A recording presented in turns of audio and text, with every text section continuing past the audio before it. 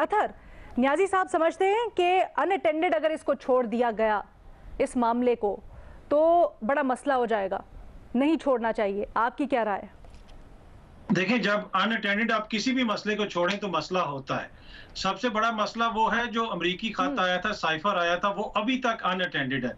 अगर आप ये सुप्रीम कोर्ट का मोअज़्ज़िज़ अदालत का फैसला भी पढ़ें तो इसमें भी उन्होंने जिक्र किया कि उस हवाले से तहकीकात नहीं हुई, हुकूमत ने नहीं करवाई, ना ही सुप्रीम कोर्ट ने अभी तक कोई रिस्पॉन्स दिया है जो सदर ममलिकत ने उनको खत लिखा था। तो उस जमाने में तो इमरान खान साहब ने एक कमीशन बनाया था, एक साबिक जर्नल को उसका हेड भी बनाया था, लेकिन चीजें आगे बढ़ नहीं सकी।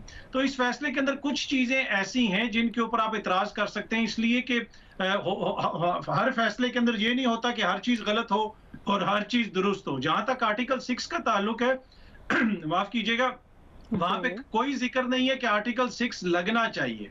वो एक जज साहब की राय है और वो भी उन्होंने इस तरह की जो राय है ना, वो अक्सर रिटायरमेंट के बाद अक्सर जज साहिबान दे देते हैं। तो ये जिन जज साहब की राय है वो भी रिटायर हो गए। तो अगर वो इस वक्त सर्विंग होते तो क्या पता उनकी इतना सख्त फैसला ना होता या इतनी सख्त राय ना होती। लेकिन मोअज़्ज़िज़ अदालत की राय है, यकीनन उसका वजन होता है, उसको आपको देखना पड़ेगा। लेकिन वो जो फवाद चौधरी ने बात की वो बड़ी इंपॉर्टेंट है। इसी अदालत के अंदर इन्होंने एतवार वाले दिन अदालत लगाई क्योंकि इनको लगा कि आइन और कानून खतरे में है। दूसरी जानिब जो कुछ मुल्क के अंदर हो रहा था, जिस तरीके से सिंध हाउस के अंदर चीजें आगे बढ़ रही थी, वहां पे हमें इतनी तेजी नजर नहीं आई। तो फिर ऑब्वियसली उस पर सवालात भी उठेंगे। जहां तक ये ताल्लुक है, जो नून लीग अब कह रही है और हुकूमत ये कह रही है कि हमारा बयानिया दुरुस्त जी। साबित हो गया कि कोई साजिश नहीं हुई है, वो उस बयानिए को तो बिल्कुल इसका कोई ताल्लुक ही नहीं उसी चीज से जब तक वो तहकीकात नहीं होंगी। और अदालतों के फैसलों से सियासी बयानिए ना बनते हैं ना खत्म होते हैं।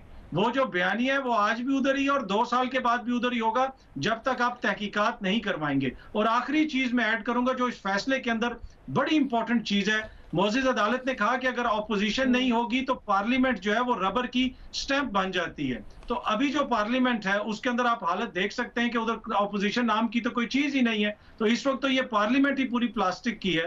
तो मेरा नहीं ख्याल कि इस पार्लियामेंट के पास इतना ठीक है, इख्तियार है कि वो किसी के ऊपर आर्टिकल 6 लगाएंगे। ठीक है।